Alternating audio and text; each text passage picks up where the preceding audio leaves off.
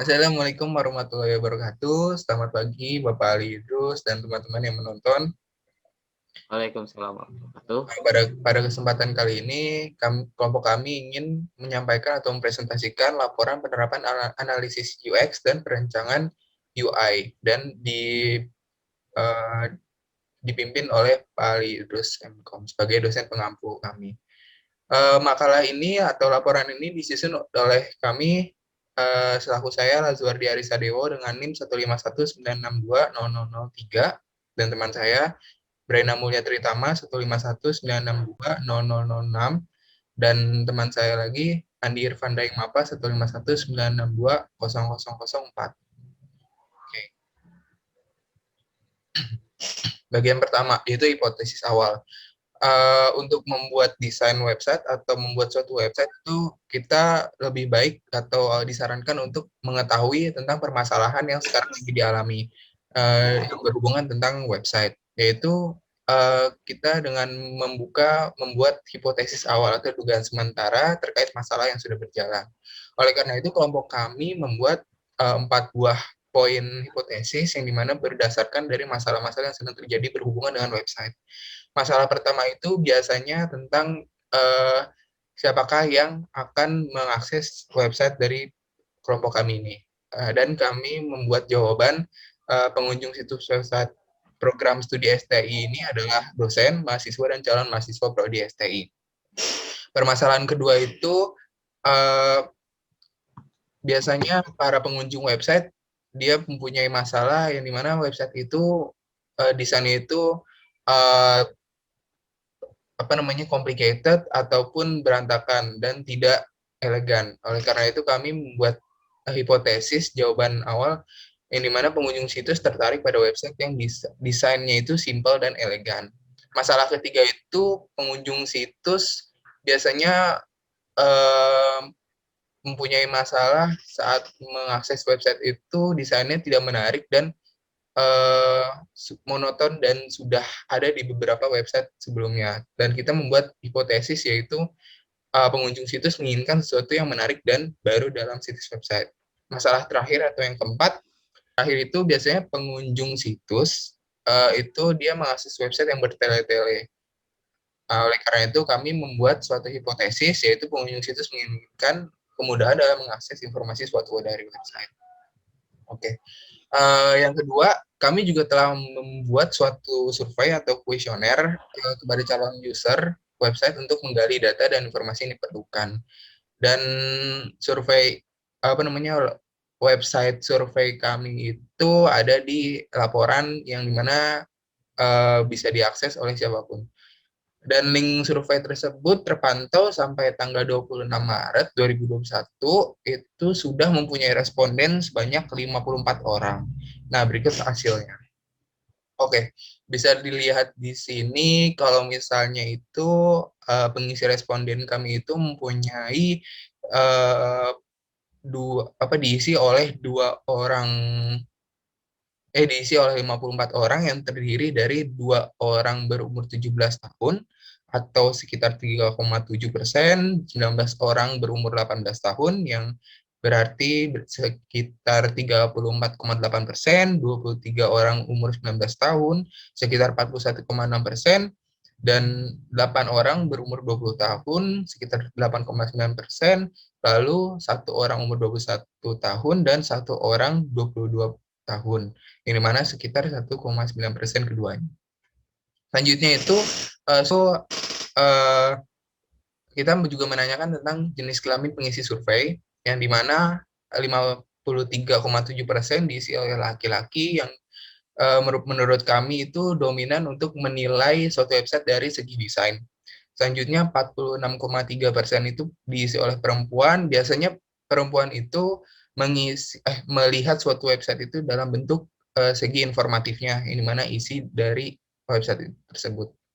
Oke, selanjutnya itu pekerjaannya. Kami juga menanyakan tentang pekerjaan dan hasilnya itu sebanyak 77,8% pengisi survei itu mahasiswa, 18,5% itu merupakan pekerja, 3,7% merupakan murid atau pelajar. Oke, selanjutnya itu juga kita juga menanyakan tentang berapa lama sih pengunjung situs itu mengunjungi satu website. Nah, itu hasilnya itu sebanyak 53,7% menggunakan website sekitar 5 sampai 10 menit. Selanjutnya 27,8% itu menggunakan website selama 10 atau 20 menit. Selanjutnya itu 18,5% itu mengunjungi website itu 20 sampai 30 menit. Selanjutnya itu kita juga menanyakan tentang di mana biasanya Anda mengakses suatu website. Nah, responden itu menjawab 68,5% itu mengakses website menggunakan smartphone dan 31,5% menggunakan laptop atau PC. Selanjutnya itu ada alasan mengunjungi website. Kita juga menanyakan tentang apa sih yang membuat pengunjung website ingin mengunjungi website. Kita mendapatkan hasil sebanyak 88,9%, yang dimana berarti itu dominan pengisi survei memilih untuk mendapatkan informasi, 3,7% untuk mendownload data penting, 1,9% untuk mendapatkan informasi dan membeli kebutuhan, 1,9% untuk menghibur diri, 1,9% untuk memilih kedua alasan, dan sebanyak 1,9% itu memilih untuk memenuhi kebutuhan. Dan kita juga menanyakan tentang pertama kali user mengunjungi suatu website itu melihat apanya. Dan di sini terdapat hasil survei yang dimana sebanyak 48,1% pengunjung melihat dari isi websitenya atau infonya, informasi apa yang terdapat dalam website tersebut.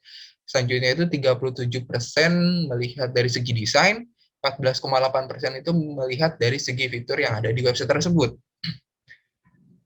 Nah, nah kita juga menanyakan tentang apa yang mengganggu ketika mengunjungi suatu website. Dari sini kita mendapatkan data juga tentang sebanyak 87% itu pengisi survei memilih iklan, dan sebanyak 29,6% pengisi survei itu memilih isi web yang berantakan, dan 16,7% itu memilih desain yang kurang menarik. Selanjutnya sebanyak 3,7% memilih iklan yang meresahkan, sebanyak 1,9% itu memilih lain dan lain-lainnya. Selanjutnya kita juga membuat suatu kuesioner yang dimana para responden bisa menulis secara bebas tentang desain website apa yang ia ingin, atau bentuk apa sih, bagaimana bentuk desain website yang mereka inginkan. Itu bisa dilihat dari jawaban para responden itu sangat banyak ya, yaitu ada yang menyinggung tentang desain ataupun tentang mudah untuk dibaca, warnanya, dan apa namanya yang lain itu tentang iklan ataupun uh, tentang struktur website tersebut. Tapi juga tidak banyak yang memberikan contoh atau referensi dalam bentuk website di instansi lain seperti Web UI ataupun FTUNJ atau Dive Studio, seperti itu. Oke, selanjutnya itu kita juga menganalisis data user. Jadi berdasarkan survei atau data yang kita dapat, yang kita kirimkan pada beberapa responden, kita juga membuat analisis sebagai berikut. Yang pertama itu pengunjung situs itu biasanya atau mayoritas berumur 17 sampai 22 tahun. Yang kedua, pengunjung situs mayoritas menggunakan smartphone untuk mengakses website. Yang ketiga, pengunjung situs sangat memperhatikan desain dari suatu website. Mereka menginginkan desain yang simpel dan rapi namun elegan. Selanjutnya, pengunjung situs ingin kemudahan dan mengakses informasi yang ada di website. Oke, untuk selanjutnya akan dipresentasikan oleh teman saya, Andi Pandai. Persilahkan. Terima kasih Lajuardi. Selanjutnya saya akan melanjutkan presentasinya. Di poin keempat, kita ada user persona. Kita telah membuat 2 user persona sesuai gender, yaitu female dan male. Boleh ditunjukkan laju gambarnya lebih jelas. Yang pertama, user persona. Di sini kita telah membuat user persona.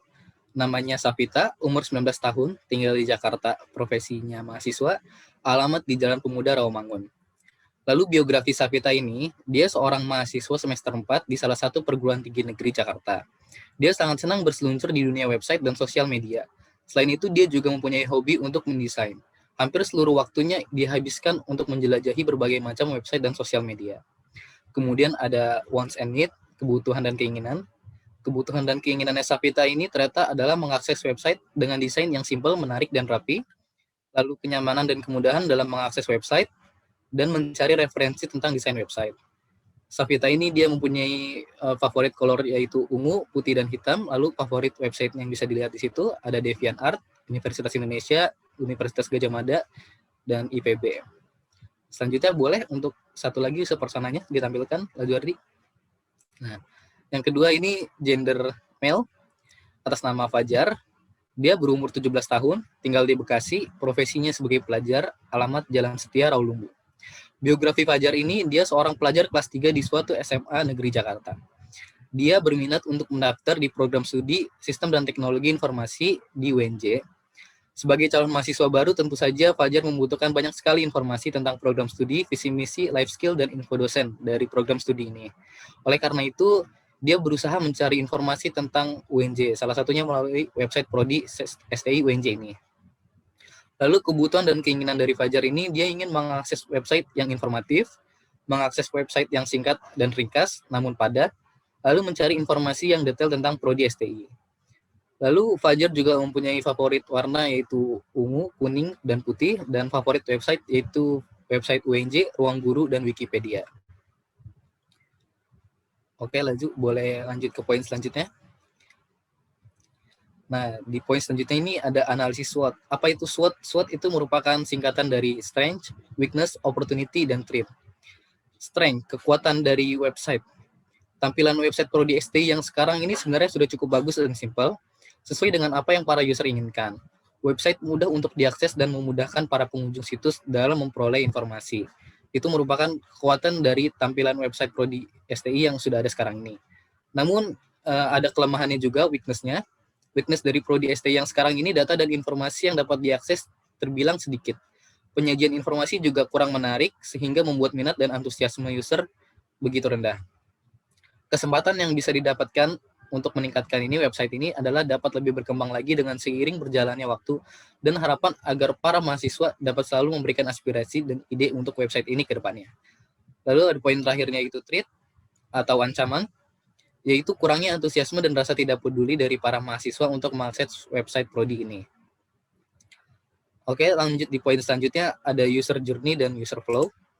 Apa itu user journey dan user flow? User journey dan user flow ini memiliki persamaan dan perbedaan.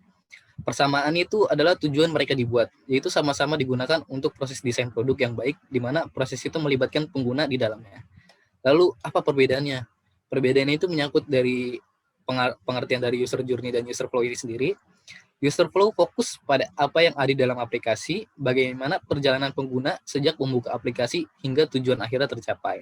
Sementara itu, user journey menggambarkan skenario interaksi secara keseluruhan, kejadian seperti apa yang membuat user menggunakan aplikasimu. Di sini diperlihatkan user journey dari web STI yang telah kita buat. User atau pengguna bisa masuk ke dalam website melalui dua cara, yaitu yang pertama mengetik URL langsung atau alamat website STI UNJ, atau yang kedua melalui Google Search. Lalu keduanya akan diarahkan ke landing page dan beranda utama home. Di dalam beranda utama home, di situ terdapat header, carousel, dan pendahuluan tentang STI. Nah, di bagian header ini, pengguna atau user akan melihat profil, pengumuman, dosen, kontak, lalu ada bagian menu yang di dalam itu terdapat visi misi, life skill, dan informasi tentang BPH, Badan Pengurus Harian STI. Lalu di bagian carousel itu, pengguna dan user bisa melihat pengumuman terbaru, ada event terbaru, dan kegiatan Prodi STI.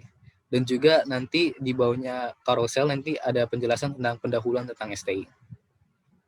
Boleh selanjutnya ke poin kedua, user flow.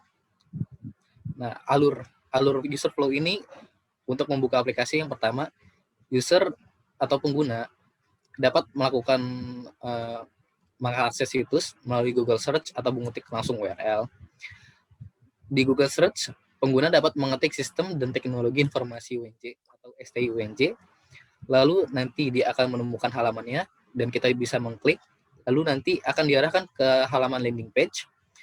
Kemudian di situ kita bisa explore dan masuk ke dalam bagian beranda utama. Di dalam bagian beranda utama ini ada header, pendahuluan STI, dan carousel. Boleh diarahkan ke bawah lagi, Lazu? Nah, ya. Di bagian header ini terdapat ada 5 bagian, profil, pengumuman, dosen, kontak, dan menu. Di dalam profil ini terdapat informasi tentang profil program studi STI. Lalu di bagian pengumuman terdapat berita terbaru mengenai prodi. Di dalam menu dosen terdapat nama-nama dosen yang akan mengajar di STI. Di bagian kontak ini merupakan pengembangan web. User atau pengguna bisa membagikan ide atau aspirasi melalui kontak ini untuk pengembangan web selanjutnya. Lalu di bagian menu terdapat life skill, badan pengurus harian STI, dan visi misi.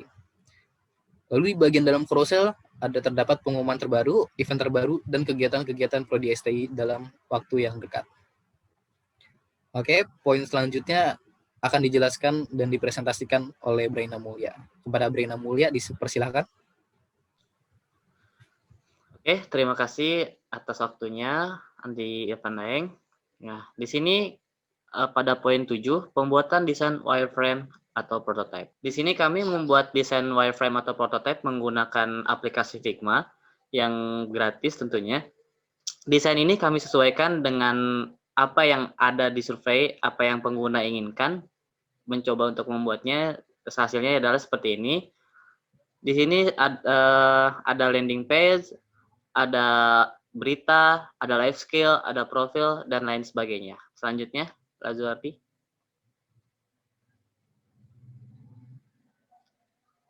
Nah, di sini kita bisa lihat ada BPH, dan ini ada contohnya. Selanjutnya scroll. Oke, lanjut ke bab 8, yaitu instalasi content management system di WordPress. Nah, ini adalah tampilan CMS yang ada di WordPress. Seperti inilah tampilannya. Awalan pembuatan WordPress dari UI-nya itu dibuat dari sini, di mana kita bisa merancang desain webnya sesuai dengan apa yang kita buat di Figma. Selanjutnya, bab 9, penerapan desain prototipe ke website dummy STI. Oke. Dalam pembuatan website ini, kami menggunakan Nono Web Host untuk menghostingkan ke Google-nya. Nah, ini adalah tampilan CMS dari Nono Web Hosting-nya. Oke, selanjutnya ada tampilan lebih lengkapnya lagi. Nah, ini adalah tampilan lengkap cPanel dari Nono Web Hosting-nya. Di sini terdapat fitur tool yang sangat banyak. Ada database, bisa memasukkan database, bisa memasukkan file juga yang dari lokal ke internet. Nah, di sini juga bukan hanya membuat WordPress, tapi dapat membuat website builder yang telah kita buat juga dari C++, yang buat sendiri, bukan dari WordPress. Ada yang lainnya juga, banyak kelebihannya. Dan ini juga gratis. Untuk mengakses website ST yang telah kami buat, kalian dapat mengunjungi link berikut ini, dan kita lihat sekilas dari website kita. Iklan operator ditunjukkan.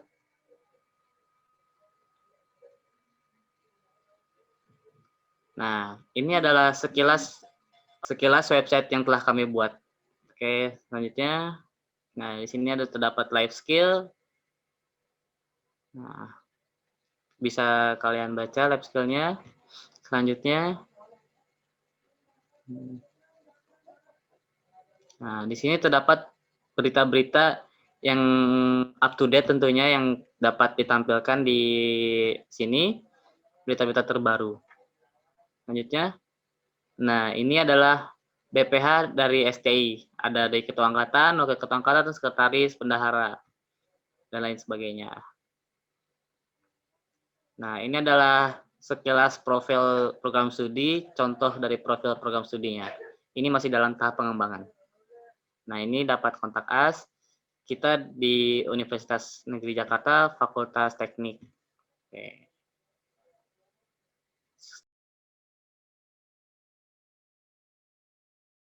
Nah, di sini dapat menu dosen. Nah, di sini ada Bapak Lipur Sugianta, Bapak Prasetyo, Bapak Fuad, Bapak Ali Idrus, Ibu Irma Permatasari, dan Ibu Murin Nugraha ini. Nah, di sini ada pengumuman yang up to date yang telah kita kumpulkan dari berbagai macam sumber. Nah, selanjutnya profil studi. Nah, ini adalah profil studi masih dalam tahap pengembangan. Ini tentang masih dalam tahap pengembangan juga. Nah, mungkin hanya segitu. Oke, terima kasih kepada Lajuardi telah menampilkan materi. Selanjutnya adalah pada akhir kita, terdapat di akhir kita itu kesimpulan. Kesimpulannya adalah pada zaman sekarang ini, kebutuhan desain UI menjadi suatu hal yang sangat penting dan menarik untuk user. Desain UI yang simple, elegan, menarik, serta informatif menjadi poin lebih untuk menarik perhatian user itu sendiri. Itu kenapa? Karena sekarang itu orang-orang tidak ingin melihat website yang bertele-tele, website yang banyak sekali iklan, pop-up, itu sekarang sudah agak nggak nyaman dan mengganggu. Saya pun sendiri merasakannya. Oke, dalam proses pembuatan desain website ini, kami telah membuat berbagai macam hipotesis untuk mendorong kemajuan pembuatan desain website ST ini. Setelah membuat hipotesis, kemudian kami mengadakan kuesioner atau survei untuk mengecek ketepatan hipotesis yang telah kami buat. Dari hasil kuesioner, kemudian kami membuat analisis singkat dan laporan untuk melakukan tahap brainstorming. Pada tahap brainstorming ini, kami membuat desain dan wireframe dengan menyesuaikan hasil survei kuesioner para responden. Tak lupa, kami juga membuat user persona, user journey, dan user flow untuk memudahkan kami dalam memahami para pengunjung. Sehingga desain website yang kami buat sesuai dengan keinginan responden. Oke, terima kasih atas waktunya. Wabillahi taufiq wal hidayah. Wassalamualaikum warahmatullahi wabarakatuh.